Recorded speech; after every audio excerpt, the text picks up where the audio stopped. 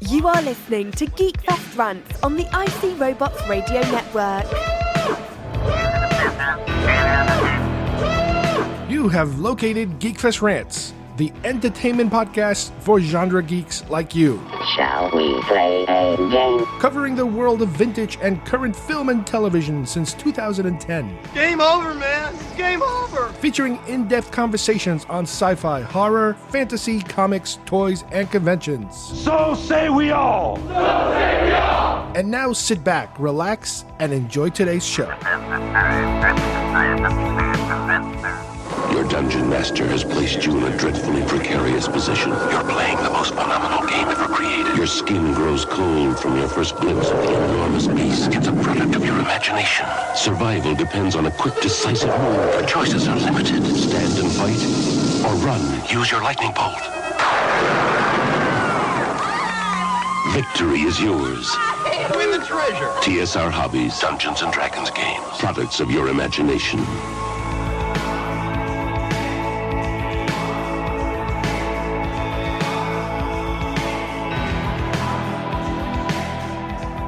Hi everybody and welcome to Geek Fest Rants. My name is Carlos Perone and today we are going to be tackling a first-time subject, and that is music. Music keeps coming up left and right in our shows, but we are going to basically categorize it now and start from the beginning in terms of what kind of music affected me personally through my life that helped shape, the interests that I have now as far as music goes.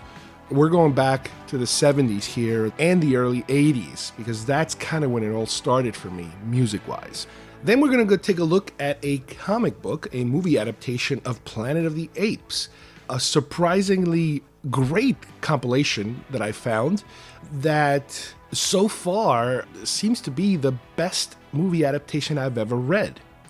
And after that, we are going to return to our childhood as we usually do, but we're bringing it to the future, or to the present, if you will, with Dungeons & Dragons.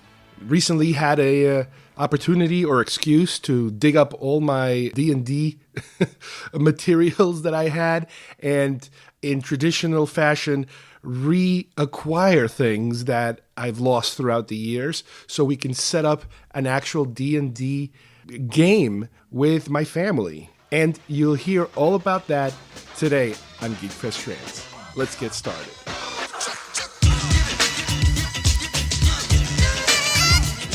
What kind of music do you usually have here? Oh, we got both kinds. We got country and western.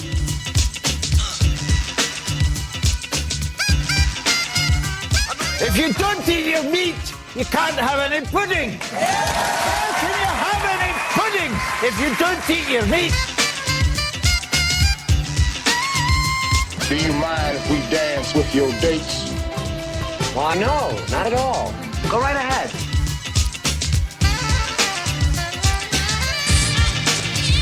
Why don't you just make 10 louder and make 10 be the top number and make that a little louder?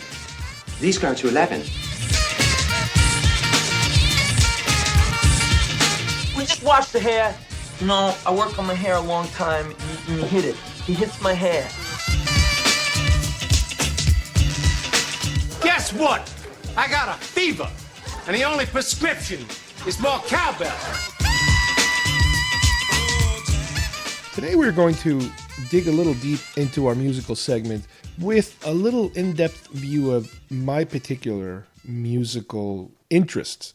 It's easy to classify, and a lot of people do this in terms of, well, I'm into this music or I'm into that music. And when people are either by themselves or even in a group and they put music on, a lot of times people seem to fall into one category. They'll only listen to one sort of music. I know I'm making a general statement that a lot of times when you make general statements, they're not that true. But I just find it that most people seem to be into one type of music. And that's okay. I mean, hey, some people are into one type of movies, or one type of books that they read. But in my particular case, and I would imagine it might have to do with movies in terms of the fact that I have always been so interested in films. And films are a gateway to a lot of things. not only different genres, a lot of different cultures, a lot of different sounds, a lot of different music. And that's one of the ways that I had been introduced to different types of music, not only from listening to the radio, but when I did start purchasing music on my own. When you're actually putting your dollars down, and selecting something you want to listen to. It came from, I believe, offshoots of movies. There's plenty of music that I listen to that you were never going to hear on the radio and you never heard on the radio. And that deals more with soundtracks. Obviously, most major cities, when I lived in the New York area, and I'm sure even here in Florida, you are capable of finding classical stations. But my introduction into what would be considered classical music is in the form of soundtracks. And that's something that, again, you do not get exposed to unless you are watching a lot of movies and then heading in that direction of, well, the music sounded really cool. What was it? Where can I hear it? How can I hear it? But because I consider myself to be very open to music in terms of the different kinds of music that are out there, I know in the past I've talked about how the Saturday Night Fever soundtrack was my first record that I owned outright. And you're talking about the late 70s, and you're also talking about me not even being in this country at that time. I don't remember being a very excessive radio listener, when I was, 8 or 7 or 9 years old or younger. I honestly do not remember listening to the radio. But I do remember having music in the house, and obviously it belonged to my parents. The earliest album I can think of that maybe started me in the direction, some of the tastes that I have now and have had throughout different parts of my life, probably came from a cassette my parents had, which was called The Music for UNICEF Concert, A Gift of Song. And this was a compilation of different artists of the time, American, British artists that did a charity concert for UNICEF. And for the time, these were pretty big stars. That's where, I got to hear Earth, Wind and Fire, Olivia Newton-John, Rod Stewart, Donna Summers, Andy Gibb. I can kind of see how that would kind of springboard me to jump over to the Saturday Night Fever soundtracks. The Bee Gees, being exposed to the Bee Gees at that time. And I'll say it again, if I was older in the 70s, it might have been easier or more logical to be exposed to music. If I was going to school with an older crowd, music might have been more important. I don't know. I'm basing it on a different culture, and I'm basing it on how things are here now and how exposed we are to music, in so many different manners. But I would imagine maybe that's what it would have been like. If I was in my late teens, let's say, for example, I might have been going to dance clubs. Who knows? I might have been in some kind of school, maybe, where there's more music exposed, more dances, and you have to, you end up listening to more current music. And even back then, and as it happens in many countries, American and British music permeate usually through a lot of different places. In this particular cassette that I'm talking about, this Music for UNICEF, you also had ABBA. ABBA was a huge international group, and it still rakes in the money these days. So who knows? Maybe it would have helped. I don't know. I have no idea. Now, like I mentioned before, Saturday Night Fever, I never saw the movie when I was young. I was too young to see it. But the music, I remember it being out there, and that became like the first album that I actually purchased. I don't even think I purchased it with my own money because I don't even think I had any money when I was that young. But I think it was the first album my parents purchased. I mentioned, like I said, I'm repeating my story here, but because it was expensive, it was a common practice back then you could buy albums without covers. So I was able to get the album, the 2-album set, just the albums in the little bags without the cover, which sounds absolutely ridiculous nowadays. It's the only thing you can kind of compare that to is at some point, and I don't know if this still happens or I think it used to happen, people who would buy cigarettes sometimes would buy them single because they couldn't afford the whole pack. So I guess that's kind of how it was with music back then, at least in the mid to late 70s in Uruguay. I could only afford the record and not the cover. But anyway, once I got to the States, with pretty bare bones interest in music, the floodgates opened up. I started going to school. You had music on the radio everywhere you went. Kids were listening to stuff in school, and just the environment. Keep in mind, we came to New York. New York is pretty much the center of the universe in a way. You have so many different cultures there, as opposed to if you would have moved in the middle of somewhere in some little town in the Midwest or something where you are, sometimes 80-90% one thing. And that's the one thing we had. So by being in New York, just by the nature of being in New York, starting school here, I think I was in 4th grade. I remember we used to have a class. This is a very long time ago, but we used to have a class where for one period, people would bring in music. And as long as it wasn't not allowed or questionable lyrics, let's say, or something like that, you could play your song and then somebody else plays their song and everybody gets to listen to music. But I do remember that was one of the things. And even as early as back then, I remember somebody brought in Pink Floyd's The Wall, Another Brick in the Wall. Now, this is an album that obviously I eventually got. And a lot of the albums that I got when I was that age, at a certain point, I, like many other people, joined the Columbia House Record Club.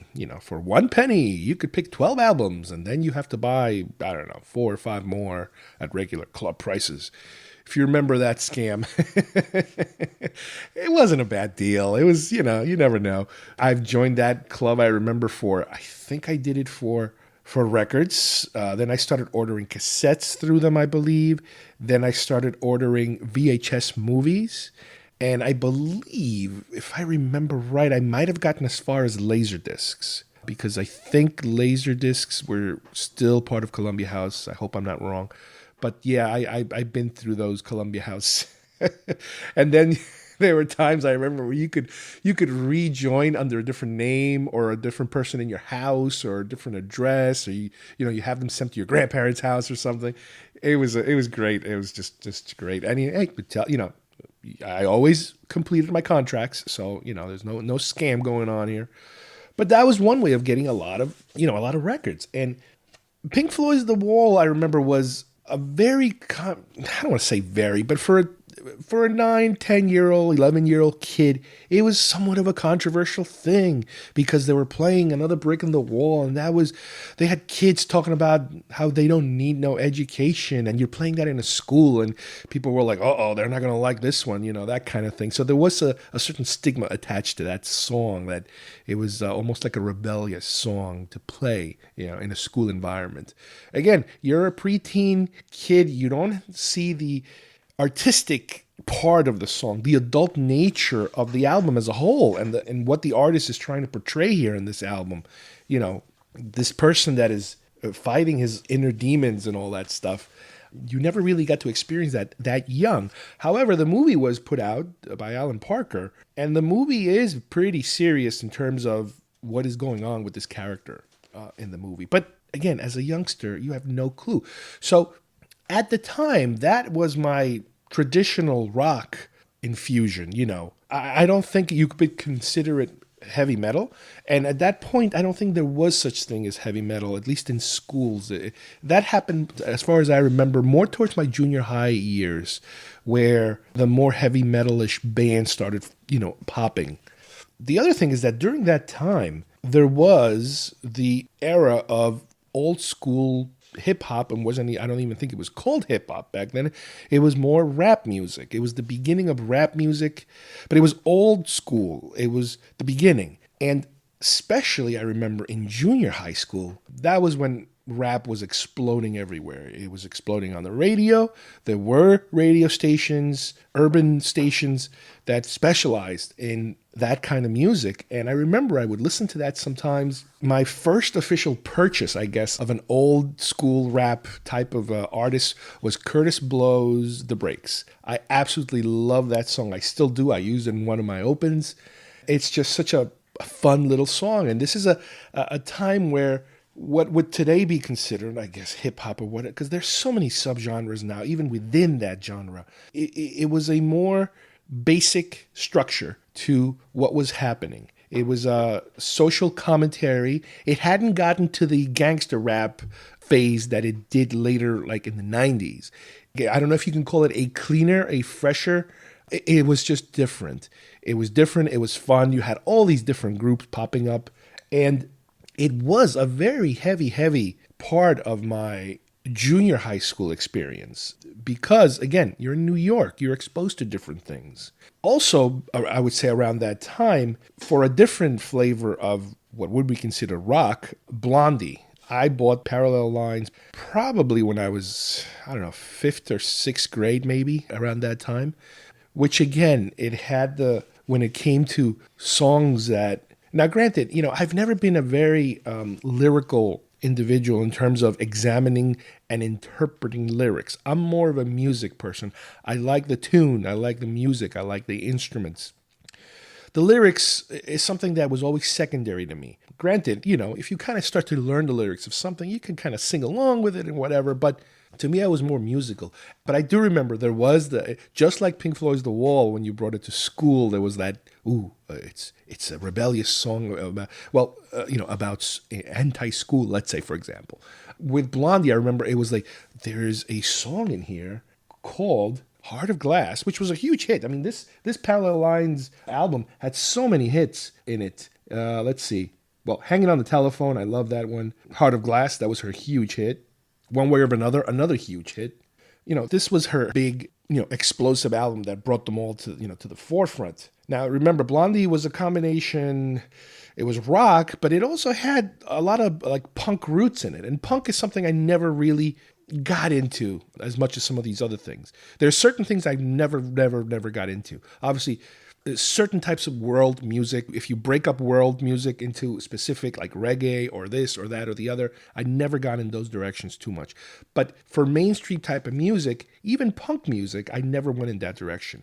I never went in the country music, country western music direction, which, again, maybe it's because I was in New York and I think there was only one country music station, and country music never appealed to me. It still does not appeal to me. With that said, I could appreciate when I was younger some Charlie Daniels because, these are crossover songs that cross over into the Billboard, the top 50, top 100, whatever. Some of these songs kind of do cross over and they work. If you listen to a lot of the Eagles, for example, there's some country roots in their songs. They're not considered to be a country band, but stuff like that happens. Now with Charlie Daniels, don't get me wrong, I can appreciate, The Devil Went Down to Georgia, but I cannot appreciate the man's politics. And as I got older, the more I hear an individual's politics, the more turned off I am to their music. But you can't deny when you have a good song in terms of, and again, like I mentioned, I'm not a lyrical person. I do not over-examine the lyrics. I do not do that, especially when I was younger. When I was older, and now I'm a little more picky. And I'm a little more inquisitive when it comes to those things. But yeah, country music, punk, even heavy metal, I was never that into heavy metal. But like it kept happening and it does now. Sometimes you have those crossover events where certain artists start to cross into pop. Are you a genre TV, film, sci-fi, horror, fantasy, toy, and convention nerd? Nerds! Do you enjoy listening to podcasts? It rubs the lotion on its skin or else it gets the hose again. Do you ever wish you could co-host a podcast? Mom! Take it easy. Lower it. I'm not going to lower it. I have to do this now. I don't mind you playing it, but lower it. This just might be your chance. Somebody help me! Help me! Help me! Help me! Shut up! Geekfest Rants is looking for new co-hosts. If you're interested, go to our homepage at geekfestrants.com and click on the hosting icon for more information. So yeah, Blondie was another one, like I mentioned. Curtis Blow was my first owned rap, old school rap.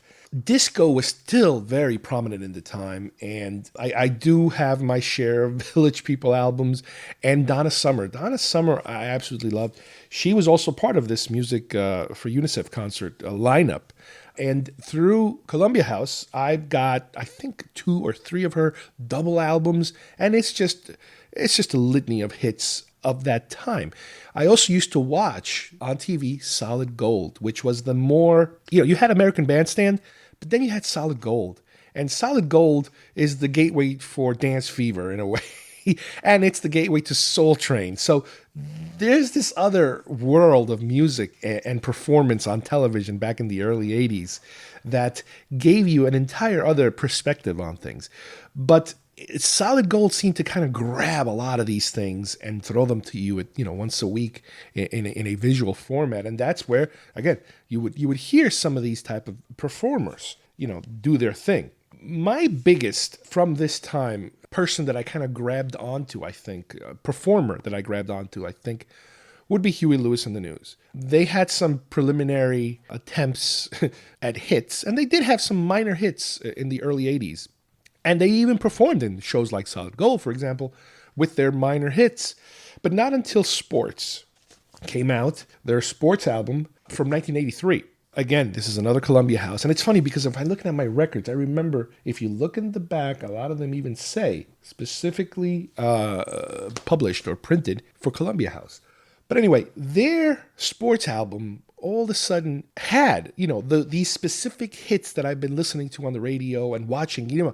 It's also the early 80s. MTV is starting. Cable is popping. I didn't get cable till later because cable didn't arrive in the area where I lived till much later in the 80s. But we had Friday night videos, NBC's version of MTV in 1 hour for the people that didn't have MTV. We had U68. I mentioned this a while back. This was a UHF channel, if anybody understands what UHF means, where the reception was horrible, horrible, horrible. But they played music videos. So it was like the low rent version of MTV. This is channels where you would get you would get somewhat known videos, but you also would get performances like from Weird Al Yankovic and Dr. Demento and all these weird offshoot musical acts, if you will, that normally don't make it to the big leagues. But with Huey Lewis and the News, it's a band that I absolutely loved from the beginning. To me, it is the perfect example of rock and roll, at least in the early stages of their careers, because to me, it's like a combination of modern rock and classic rock. And by classic rock, I'm not talking about the 60s. I'm talking about Chuck Berry. As far as I'm concerned, the originator of what rock and roll music was and should be and is, and it's no longer that anymore, obviously. But Huey Lewis had a perfect combination of traditional Chuck Berry style rock and roll and modern rock and roll for 1983 at least, for that era of rock that no longer exists. Yes, you had your Van Halens, which went a little further. They're not exactly heavy metal, but they're also not exactly Huey Lewis pop kind of rock. They're a little harder than regular. But my Huey Lewis album is one of my favorite ones. And to this day, the music they did with Back to the Future, Power of Love, which is my favorite all-time song, perfect. That's perfection as far as, that type of rock goes. But the Sports album is the one that started it all. And again, it's another one of my Columbia House purchases. Another album that I owned through Columbia House, which is weird because you would hear some of the songs on the radio, not too many of them, but you would watch the videos, and the videos were very different. I'm talking about Billy Idol's Rebel Yell album. And in that album, you had a couple of awesome hits, like obviously Rebel Yell, which didn't get a lot of airtime on the radio as far as I'm concerned. Now, Eyes Without a Face, that got more airtime. Catch My Fall got some airtime. But if you watch the music videos, and because depending on where they were playing, Friday night videos didn't happen till I think it was like 10 o'clock at night or something. They purposely pushed those later because some of these videos were slightly adultish. And with Billy Idol, he's a hard rocker. I guess you could kind of call him, he's got his punk roots, but at the time he was crossing over into a more mainstream type of rock. It was a harder edge rock than your Huey Lewis, that's for sure. But there you had music videos that could be played at night, and with songs like Rebel Yell and Flesh for Fantasy. Now with those type of songs, especially Flesh for Fantasy, you're now dealing into some very mild, I don't want to say adult themes, but pseudo somewhat slightly pornographic imagery, which, again, it's absolutely nothing now, but back then it was a little more edgy than your normal thing. And that was the thing about this album, was that, when you used to buy albums, you bought them for the songs you were aware of. But then you got other songs that you somehow knew in the background. It's like, oh my God, this is the guy who made that other song. It's a completely different world now. You rarely buy full-blown albums anymore. People just buy, the individual songs, if they even buy them, and they customize what they're downloading and that sort of thing. But back then, there was a randomness to buying music, because sometimes you ended up with an album that half the songs completely sucked and you hated, then a quarter of the songs you were aware of, and the other quarter might be songs that you didn't know that guy performed in the first place, and they were like bonus. Oh, great, I got these extra songs that I never knew were part of this album. So that was again, that was a part of the rock side. So I had my rap old school side, I had my rock, I had my disco. I wasn't letting go of disco. And I know that disco, in a way, kind of was one of the gateways to the rap side, just like a lot of other things going, rock can lead to punk, and rock can lead to heavy metal, and rock can lead to speed metal. And things are connected. I understand that. But the other part of my early record collections, as I mentioned earlier today, had to do with soundtracks. Soundtracks opened up an entire crazy, crazy world of music that I never really thought I would be interested in. Obviously, the closest connection to soundtrack scores are, classical music. I never followed classical music. I would be able to identify a song in terms of, oh, that's an important song. That's a classical song, not just classical in its style, in its category, but it's classical. It's a very well-known historical musical thing that people somehow used to listen to. Now, obviously, back then, I guess you had to be rich to be able to go to a concert and listen to a performer. There was no way of taking that music with you unless you have like sheet music and you play it on a piano or something. But obviously, if you want to hear the full orchestra the way it was meant to be heard, it's not going to happen. Not until you have mass-produced musical manner of listening to things recorded somehow. But anyway, with soundtracks, you got to keep in mind that you have two different things going on. A lot of times a soundtrack would have contemporary music or modern music, or not necessarily modern music, but different types of songs that are used in a movie. But then you have a score, an actual orchestral score. So sometimes some of these movies would put out a score and a soundtrack. Sometimes they would only put out one that had a combination of both, some score elements and some soundtrack elements. A perfect example, like I mentioned earlier, Back to the Future. The Back to the Future soundtrack has music by the composer and music by artists, rock artists, old rock artists and newer rock artists. So that is what kind of threw me in another direction, in terms of, wait a minute, I'm now discovering certain musical artists that I didn't know at the time, contemporary artists. But then it would throw me into well, who is this John Williams guy? And why is he so damn good at making really interesting music? And who is this Vangelis guy?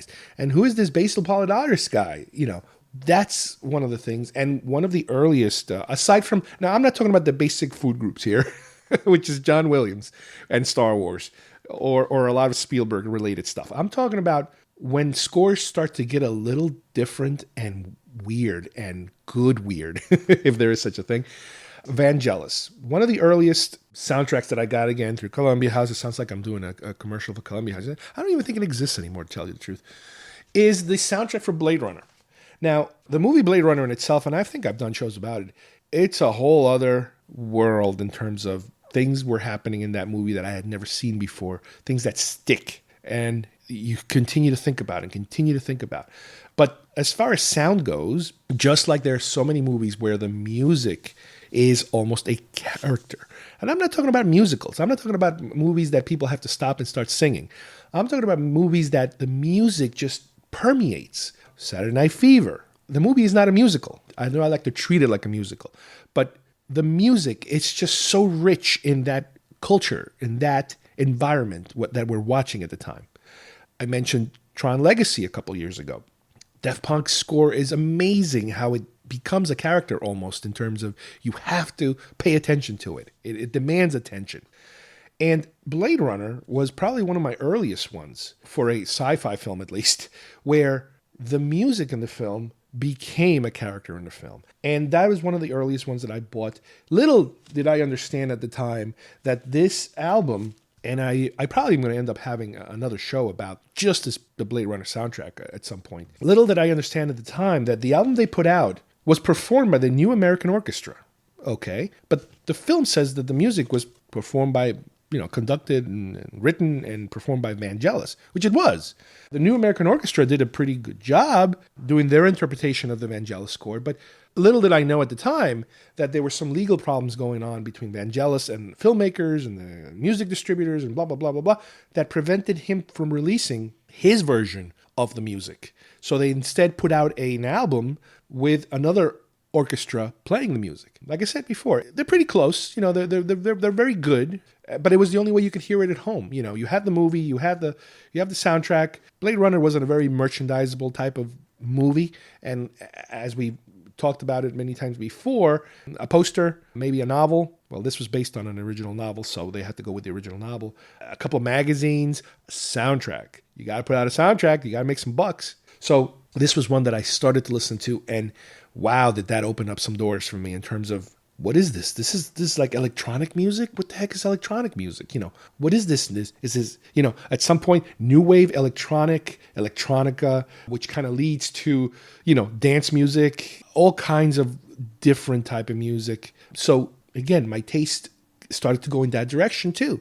And other groups started to permeate. Tangerine Dream. My God, Tangerine Dream. They're the originals when it comes to all this weird electronic music. Again, this makes me want to say, all right, we'll talk about this in a future show. Because talk about a history of amazing films and music that goes along with it. Tangerine Dream, they were huge. They were gigantic. But Vangelis, my God, another giant in terms of different kind of music. Sometimes it's very emotional and sometimes it's just plain weird. And it's in a way, you can kind of say you do hear some of those sounds when you listen to your Pink Floyds, your early experimental Pink Floyd type of stuff, the stuff that I can't even listen to. You do hear these weird electronic sounds. But overall, like I said, this is where my music interests have gone my entire life. They go everywhere. They've gone everywhere. I've dipped into jazz a little bit here and there. I've visited the blues a little bit. But my main food groups, if you will, are rock, soundtrack scores, and I do go through my waves of different things that come and go.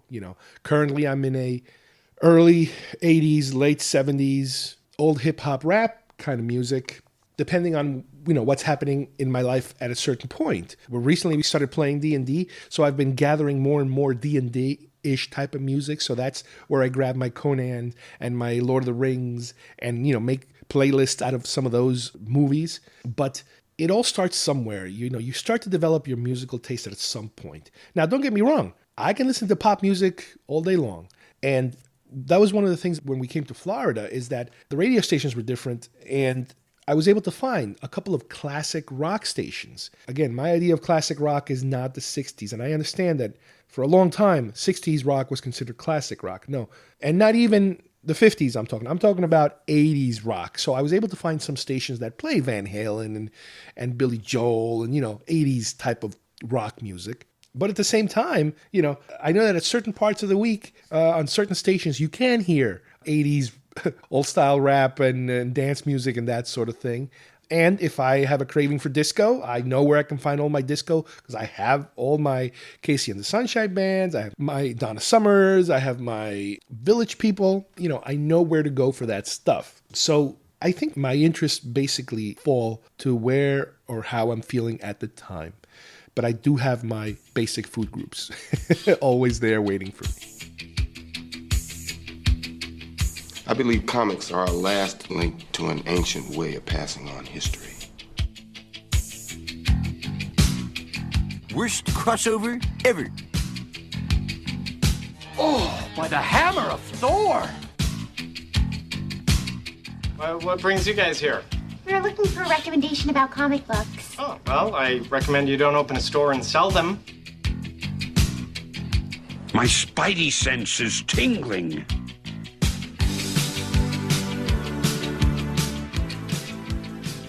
For today's comic book segment, we have a movie adaptation. As you guys heard me say in the past how much I enjoy the movie adaptations and how different they are sometimes. The one we're covering today is Planet of the Apes. It doesn't get more classic sci-fi than that.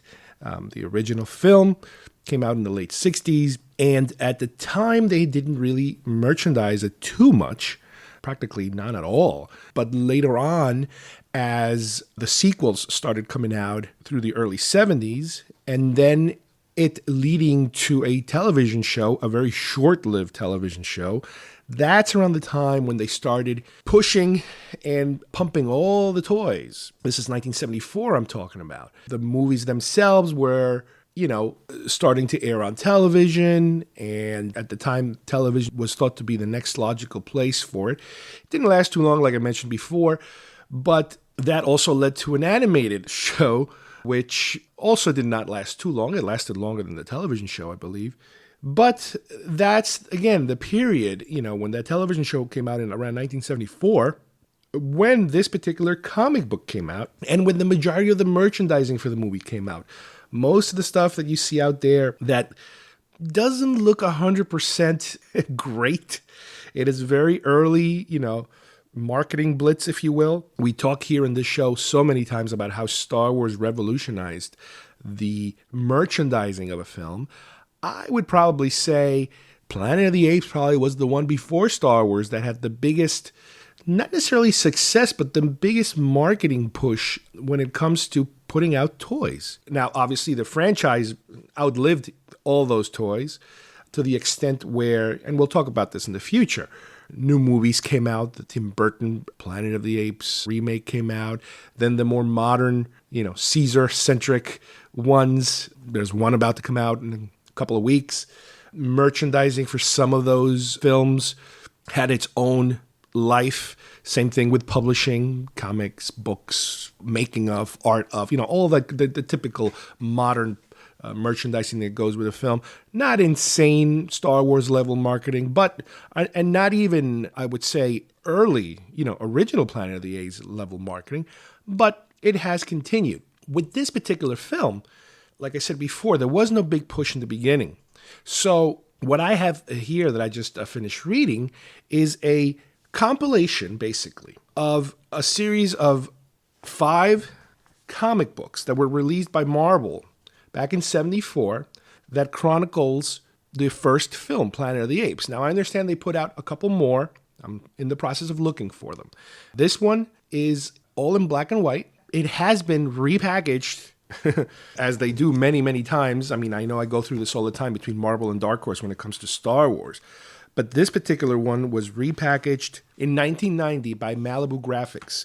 And it comes in a soft cover, I would say, packaging, not necessarily a hardcover. It's kind of like a soft cover. The cover and the back are all color. The back even has an actual frame from the drawings inside, colorized. They colored them. They look beautiful. But inside, the whole thing is black and white. And from what I understand, that's kind of how they released it in the first place. So it is very true to its original release, which is something that's good in a way if you think about it for black and white, because with Star Wars, that's one of the things that they keep doing so many times. And that is, with the different re-releases of Star Wars movie adaptations, at least, what they do is they recolor them or reshade them. They give them a little different color palette. And for some people, I'm sure that's nothing new in terms of, no, it doesn't really matter to me.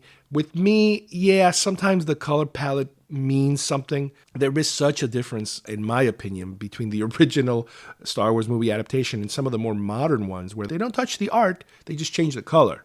And they do look so much better sometimes. But what's cool about this is that it's all in one issue. Like I said before, it's 5 issues originally. It started in 74, it ended in 75, so it kind of overlapped a little bit year-wise. But in this particular case, you get the whole thing in one shot. And what's cool also is that you have an introduction in the beginning of the comic by Mike Valerio, who... Now, you got to remember, at the time, he's writing this in 1990. The Tim Burton films haven't come out yet. There's rumors that there's something coming. So he's giving us, in the beginning, a brief history of how Planet of the Apes went from, book to screen to sequels to merchandising, to television, to animation, to graphic novels, to books, et cetera, et cetera. So you do get that little bonus that is cool. When they repackage some of these things, you like to feel like they give you a little extra. With Star Wars, I remember similar situations. Some of them had concept art and sketches and stuff like that, and they add, to make it worth give it a little more value than just a rehash, But anyway, we have this comic here. I finished reading it yesterday. It's a quick read. I mean, it's if you think about it, like I said, it's the equivalent of 5 regular-sized comics. And what's cool about it is that some of the things that you cannot do or they could not do in the movie because the special effects were just not there yet. There's a couple of more visual shots of the Icarus as it's flying through space, as it's in the process of crashing, that are really, really cool. I remember always seeing the movie, and I always loved the design, even though we only got to see it kind of sticking out of the water. And then I've seen conceptual drawings and movie, models and that sort of thing of what the full ship looks like. And I always loved that, and I always wish they could have included that, more in the film. But in the comic, that's part of what's cool about it, is that in the beginning, you do see a lot more of the ship as Taylor is, doing his narrative in the beginning about, how he's disappointed with mankind and he's out there. The dialogue overall is spot on. A lot of times when you read some of these comics, it is so abbreviated, and at times it even sounds like they rewrote the entire movie because the lines are so chopped up. And I know it's impossible. I'm sure this is not a word-by-word transcribing of the script, but the dialogue is so good in this comic. For the first third of the movie, the first third or quarter of the movie in the comic book, I really dislike Taylor. He is such a pessimist and just such a negative individual. In the movie, I think maybe it's because you see Charlton Heston, and he is such a charismatic actor. Even though he's delivering these pessimistic lines, it doesn't come off like that in the movie so much. You kind of do get the general sense that he's not a happy guy. He is not a happy guy. But in the comic, and again, this is something that happens, I complain about it all the time. I'm not sure why, but the actors, the human actors, that is, not the apes, the human actors look very, very, very different than they do in the movie. Again, this always goes back to rights. Did they have the rights to use the facial likenesses? Do they only have the rights to use the characters? So they have to purposely make them look different this way. They don't have to pay royalties for using their face on a separate product and that sort of thing. In other words, and it kind of makes sense if you think about it legally. The studio, the people that made the film own the film, they own the characters, but they can't just outright own the face of the actors automatically, obviously without paying for it.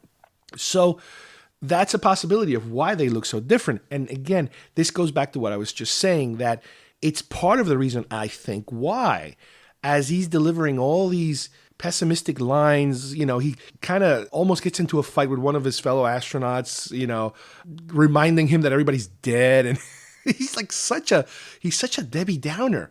And because he doesn't look like Charlton Heston, he looks like, generic comic book guy number 4, it's like, wow, this guy, if you didn't know anything about this story, if you've never seen the movie, and you're reading this comic, you could say to yourself, is this guy going to be the bad guy later on in this story?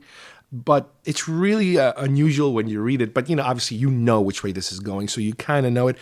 And, you know that he is the hero of the story. The progression of the story, like I said, it is very, very well done in terms of how scenes follow scenes, how they hit almost every little detail of the film itself. And granted, this thing was done in 1974. They had a good, 4 or 5 years to study the film, in order to get it right. Not like when we deal with these sometimes early produced movie adaptations where they don't have the proper resources, again, going back to Star Wars, and they're trying to just imagine or figure it or wing it. Here, they kind of have it all, so it's kind of cool that, they are able to do it. But I have never read a comic adaptation, and I have quite a number of them here, where they do get it so right. Maybe it's because they spread it out over 5 volumes. They have the actual amount of space needed to cover the more important parts of the movie.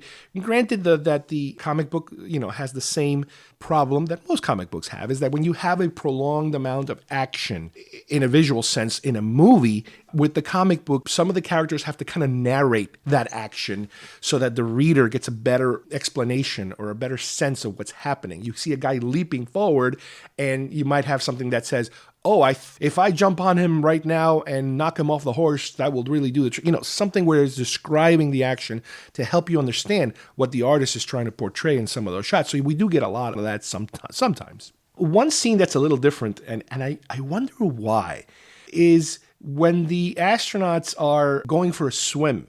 I remember in the movie very clearly, they get naked and they jump in the water.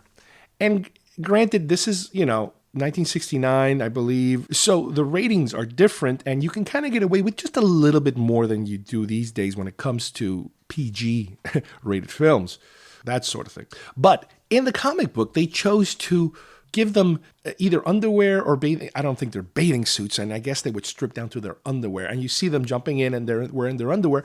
I don't understand why they did that. I think they could have gotten, especially in the comic book, you could have drawn it in a certain manner where you can block out certain things so that you don't have to have a nude character if that is a concern. I'm assuming that was a concern back then for Marvel.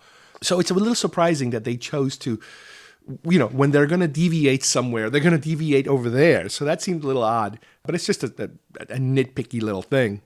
The other thing is that, again, the manner in the movie where the apes are revealed during the hunt, the actual hunt in the fields, they purposely kind of block out who the riders of the horses are until a certain scene where you actually seen them full blown. They kind of tease the audience. It's the Jaws formula of tease, tease, tease, then you show the shark. Here in the movie, from what I remember, they tease you a little bit and then they show you this close-up, I think it's like a medium shot that goes to a close-up of the face of the ape. And obviously, you can't do that on a comic book. You can't do camera moves on a comic book. So the manner in which, the hunt begins and then they recognize the riders and boom, it's like, boom, they're apes. And there's the reaction. Oh, my God, they're apes. That kind of a reaction. It's kind of abrupt, in my opinion.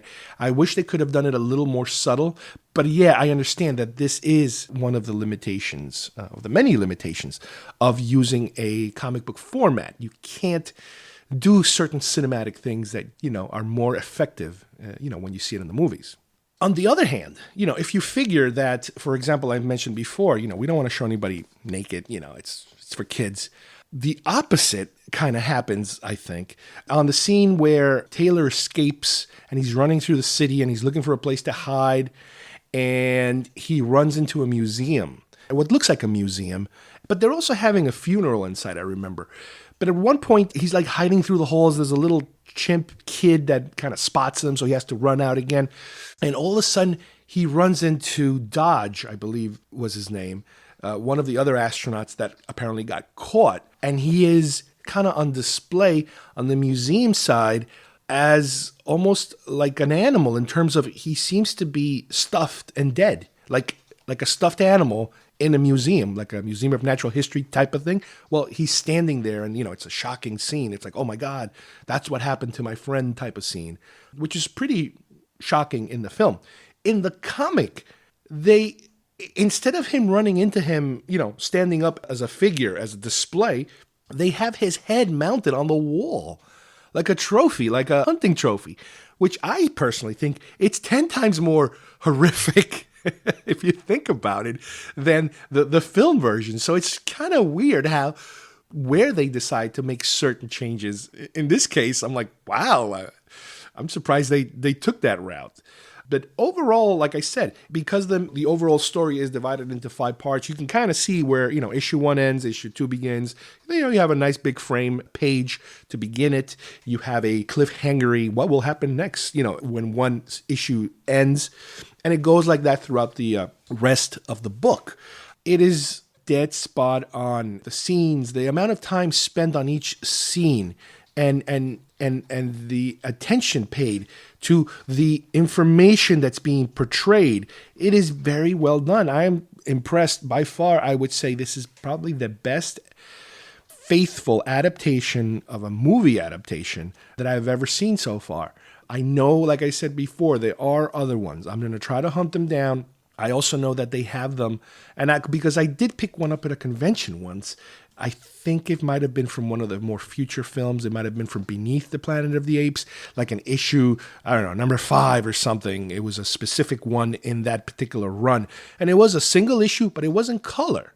So I'm wondering if at a certain point they decided to go color, or if this is just something different than they did here. It seems kind of odd to me that they would decide to start with black and white, but I will look into it a little further. And if I can get my hands on some of these, full sets, where you have all 5 of them, I'll pick them up and I'll continue going through them because, again, they're very, very interesting. And, if you happen to be a big Apes, fan and you collect the vintage Ape stuff, this is something that you probably would love.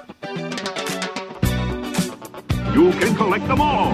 You are a toy! Batteries not included.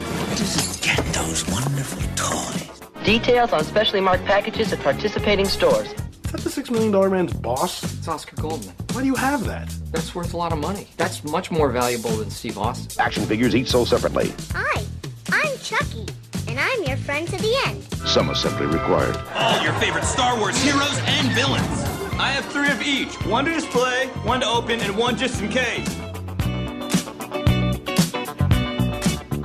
All right, on today's collectibles segment, we look back at something that I used to not necessarily collect, but engage in, my try at gaming. I've talked about this in the past that I'm not a very big gamer in terms of video games. I did have my Atari 2600 when I was in my early teens, and it never really progressed beyond that, into other formats of games. Not until, I would say, really not until my kids were into games. My son, I remember, into the Wii and then into the Xbox and all these other things, that I kind of appreciated what his interests were. I tried playing some of them, but I never really got interested in them. I never really enjoyed them that much. I love watching all these specially made video sequences, like very filmish looking sequences in between games, especially with Star Wars games where they show you all these characters and the graphics look amazing, in between the game playing part. I can always appreciate those, and whenever they put a new trailer for a new game coming out, I can really admire how fantastic these things look. They're so cinematic. But I think I'm not very patient for gaming, for actually sitting down and going through a whole procedure. Even going back to the Wii, even before the Wii, when we were playing some games, I remember with my son, like Battlefront and that sort of thing, I enjoyed watching what was happening, but I never really was too much into the playing part. Well, going back now into the 80s again, I remember, and it's almost like a rite of passage, if you have been identifying yourself as a nerd or a geek, sooner or later, you're going to hit D&D. And I remember back in, in my particular case, it was in high school. We had a group of kids that I would occasionally hang out with. Again, most of them were the outcasts of the group. That's a typical nerd scenario. And I remember we once were talking about it, and some of us have heard of the game. I've never participated before. So we had decided that we were going to give it a try one day. So one of the kids there, he had some exposure to D&D in the past, to Dungeons and Dragons. So he was kind of like the dungeon master. He taught us, how to create our characters, and we did. And I remember during one period of, I think it was study hall. We had a study hall period where we met.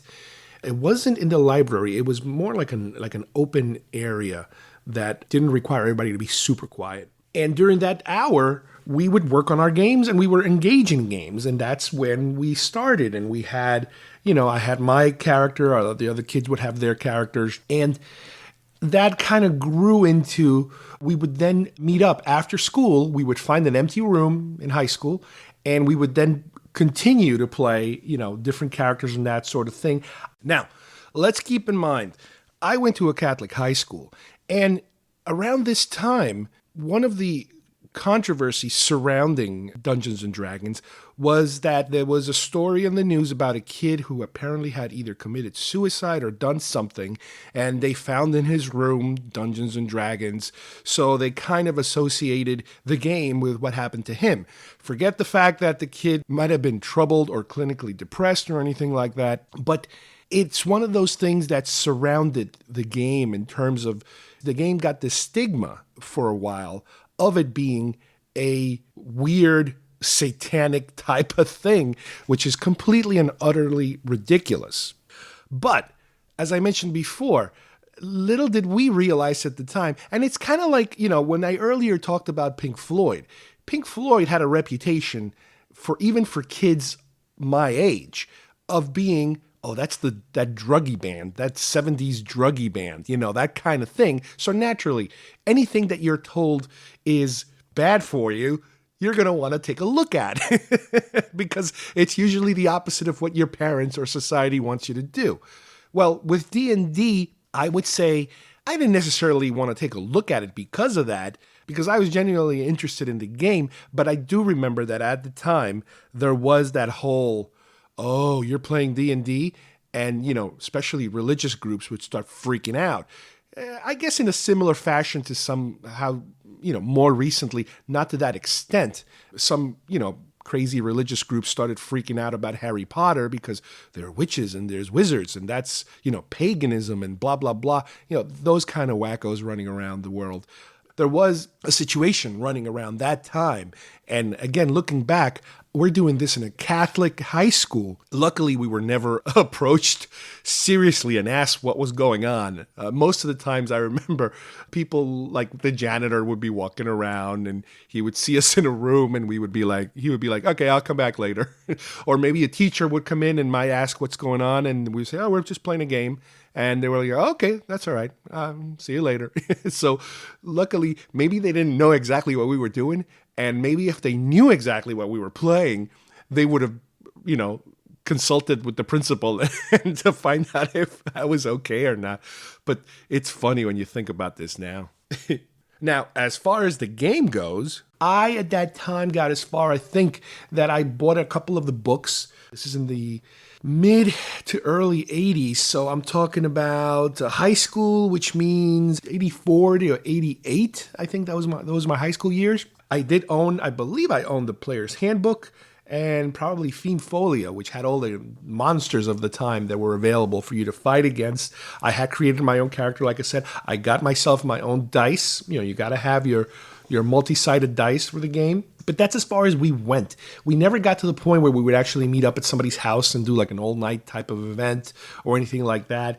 And it lasted a pretty short period because unfortunately for this type of thing, you need a couple of people. And at that time, just like now, I didn't know enough people to be able to do a game like that. And I was never, I never got that far in the game to actually be the dungeon master and actually be creating these stories. But I do remember, we at one point we would be sitting in the classroom and the dungeon master would be sitting in a slide at the teacher's desk, and the teacher's desk was elevated like 6 inches above everybody else, so they can kind of look down on everyone. And he had his own dungeon master screen, so he could look up, all the stats without us seeing what was happening. He would be rolling his own rolls, and we would be rolling our own rolls, and kind of moving from that onward. Well, that was a long, long time ago. In the time in between, in the 80s, I remember D&D was somewhat popular. Even in pop culture, I remember there was a Dungeons & Dragons animated show that was really cool for the time. You kind of recognize some of those characters that you were playing. I remember D&D would show up, I think, on some movies. I think E.T. has a scene where they're all playing, all the kids before they actually meet E.T., they're all playing in the kitchen, the older kids. They're playing some kind of role game, which might be D&D, I'm not sure. There was also a Dungeons & Dragons inspired a video game I remember called Dragon Slayer. Now, the thing about this game that made it unusual and different from most video games is the fact that you could actually select what would happen next. You would have options on this video game that would change the entire story, more or less. Now, it was very clunky. Things happened on somewhat of a delay system because making those decisions in a video game format, in an arcade format. Again, we're not talking about home. We're talking about arcade here. Based on what decision you made, things would go in different directions. And what I learned later on, as I got into Laserdiscs, many, many years later, was that the game was based on a Laserdisc system in terms of a Laserdisc or video disc system where you make your decisions and the system would then play a section of pre-recorded material on a Laserdisc or laser or disc type system that would show you what it is that you just chose. So it's interesting that they even went the video game route. Again, this was very different. It wasn't computer graphics. It was animation. You were watching on the video console in whatever place you happen to be at the bowling alley or the arcade. You were watching animation in a machine, in a video game machine. It wasn't real, computer, 8-bit or whatever bit we had back then. And I believe at one point they actually made a Dungeons and Dragons movie, which I'm pretty sure it was completely horrible. Obviously, the fantasy genre had its little blips. You had your Hobbit animated film. You had your Willow. You had your Legend. There were some tries at the fantasy environments, your Labyrinth, for example, but not until the Lord of the Rings, Peter Jackson explosion that took place did we actually get into that world to be able to see it in a cinematic manner. Well, fast forward, God knows how many years, 30 plus years or something like that, maybe a little less than 30 years. And my daughter starts asking me about Dungeons and Dragons. And I tell her, I used to play. Your mom used to play. My wife used to play. She used to play with her friends. Similar situation, but they actually I think they were actually able to, meet at somebody's house and play with friends. So we both, dipped into that area at different times of our lives. And little by little, she keeps asking me, how do you play? What do you do? So I started digging around if I could find my old books. And I know my wife Kim had her own books too. So, as a result of, just like it's happened with a lot of my Star Wars toys and stuff like that, as a result of our latest move, I think, as a result of this current move, somehow most of our books didn't make it. I do not know if we actually purged those books when we were getting rid of a lot of books, so we wouldn't have to bring so many books with us because we had so many books at home. Or there's a possibility that the books got lost in the move. When we moved to Florida, the horrible moving company we ended up using ended up losing some items, a couple of boxes, a couple of large items. And for all we know, they might have been there. Every now and then we realize, hey, where's the so-and-so? And then you're like, wait a minute, it's not here. Where is it? Not until you're looking for a certain item do you realize that, oh crap, it got lost in the move. Well, we didn't know what happened to our books. And at the same time, I started to tell my daughter, what, let's give it a try. Let's see if we can play a game, soon. So as I'm scrambling looking for these books and I can't find them, and my wife is having the same problem, she can't find her books, I decided that for Mother's Day, I was going to find those books, on eBay. So I searched around to figure out which exactly she owned, and I was able to find those original old, 80s Dungeons and Dragons books. So I was able to pick up the Player's Handbook, the Dungeon Master Guide, and Fiend Folio, which we both happened to own, I believe, at the same time, different locations, obviously. So we had those. So then I said, all right, well, I need to cram for this because I haven't done this in so long. I was never Dungeon Master. I don't know how things are figured out. I can kind of tell, So I bought a used Dungeons and Dragons 4th edition for dummies. I know that currently I think Dungeons and Dragons is in its 5th edition, but at least the 4th edition is current enough that at least it will be cheap if I want to pick up some of the other books. And I did do that. I picked up, to go along with my older ones that I had already recently re-picked up, the Player's Handbook and the Dungeon Master Guide, the 4th edition ones. Then I also picked up a basic starter set, the latest version of a starter set that they put out which includes your basic rules, a basic campaign that you could play, and a set of dice, because that was the other thing. I remember that it's very handy to have everybody have their own dice. This way you don't have to go back and forth and get back and forth. And it comes with its own dice. So great. I have 2 sets of dice. I ordered some other dice. They're coming from China, so they'll probably take about 2 months to get here.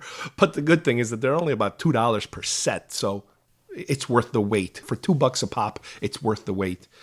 The other thing I wanted to look for was a Dungeon Master screen, and I know there were some available, but the biggest problem that I kept finding is that I didn't know what information I needed. So looking at some YouTube videos, a lot of people would complain that, this is a great screen, it's nice and short, it's not very too tall, so you're hiding behind everybody, but the information that's portrayed is not exactly the information you might necessarily want. So I found a do-it-yourself video that showed you how to create your own screen with interchangeable interior information, so you can update the sheets as you need them, or you customize them completely on your own. So I did that.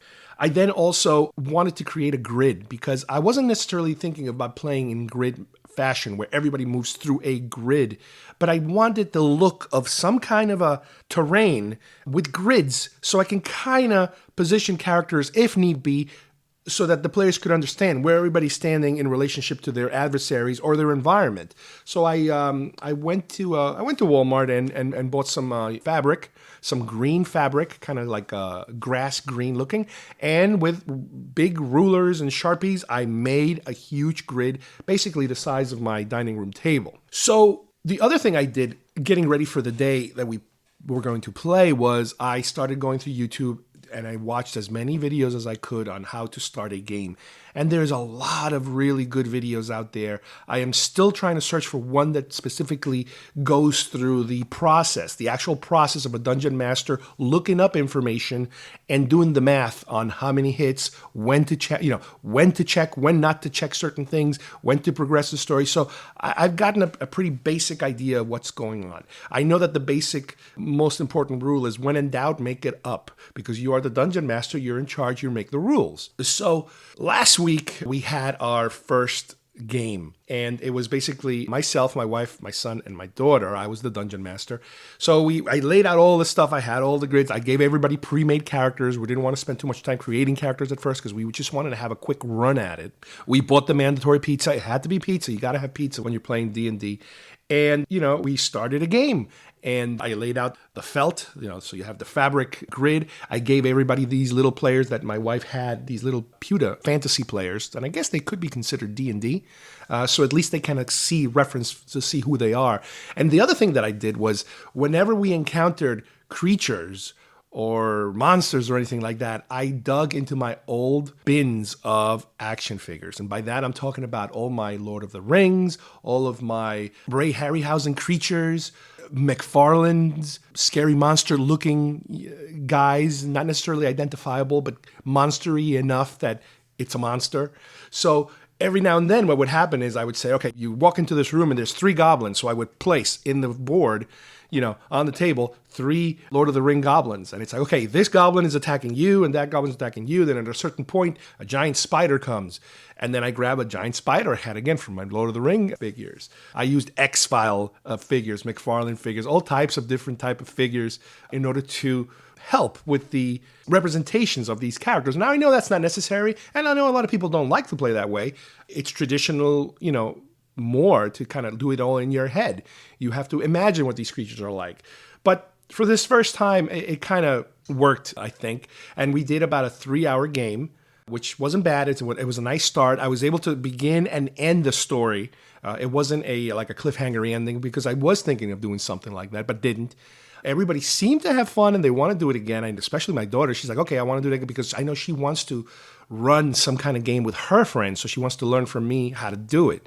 And not only how to play, but how to be the dungeon master, or the person that is in charge of creating the story and moving it forward. So, as I mentioned before, this is an interesting little side trip that we've taken into our old D&D days. I want to continue. I hope we can do it. Like I said, I'm waiting for a couple of more items to arrive. Just, I think, one more book and a couple of sets of dice, so everybody has their own dice. And it was fun, and it's interesting because, as a dungeon master, there is certain pressure that is off your back, because you don't have to make the life and death decisions and the interactions with your own other players, but you are progressing the story and you are trying to keep it entertaining and surprising in certain ways. So I was able to kind of do that. You know, it's kind of fun to kind of be able to sit back a little and watch the players progress the story themselves. They're the ones that are filling in all these gaps that you have, you know, with a basic storyline. And, you know, in the process, I'm thinking of future storylines where I can combine certain things. Maybe I can include some kind of time travel element to it, or multi-dimensional or alternate history type of, you know, typical sci-fi geeky stuff where you can all of a sudden, your characters might show up on a completely different genre and they have to play as themselves.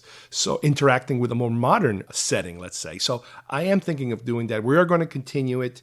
And as we progress, I'll keep you guys informed. This is a different thing for me. I'm not a big box game fan in terms of, I know that we've tried a number of times to do, let's do box game night here. And usually I'm like the biggest party pooper when it comes to box games. But this is a little different, and it does bring us back, some of us, our older ones, to our childhood days of, you know, D&D. Well, I hope you guys enjoy today's show. I am planning to bring you some more music-related topics in the future. And we have a ton of movies coming out this summer that we just barely got started with. We'll go over a lot of those, and the ones we missed, as usual, we'll try to hit them on the way back when it comes to home video. When a lot of these films get put on Blu-ray or DVD, that's our chance to kind of circle back and hit some of those movies that we didn't have the time to talk about. So on behalf of everybody here, I would like to thank you guys for continuing to listen to our show, and we will see you here next time at Geek Fest Rants. Bye-bye, everybody.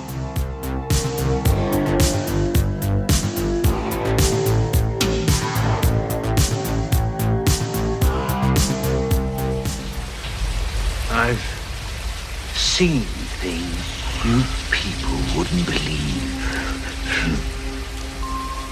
Attack ships on fire off the shoulder of Orion. I watched sea beams glitter in the dark near the 10-Hauser Gate.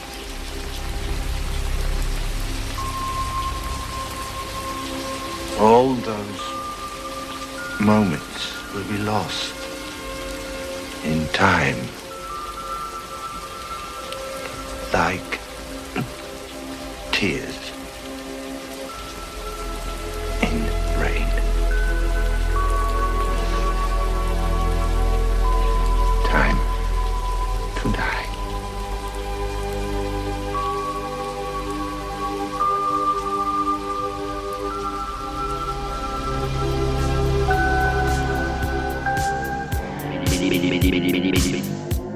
If you would like to subscribe to our show, send us messages, or see video links to some of the topics we talked about today, please visit our homepage at geekfestrants.com or our YouTube channel, Facebook page, or iTunes at Geekfest Rants. I don't know what we're yelling about! Geekfest Rants is produced by Carlos Perón, copyright 2017. This broadcast is part of the IC Robots Radio Network.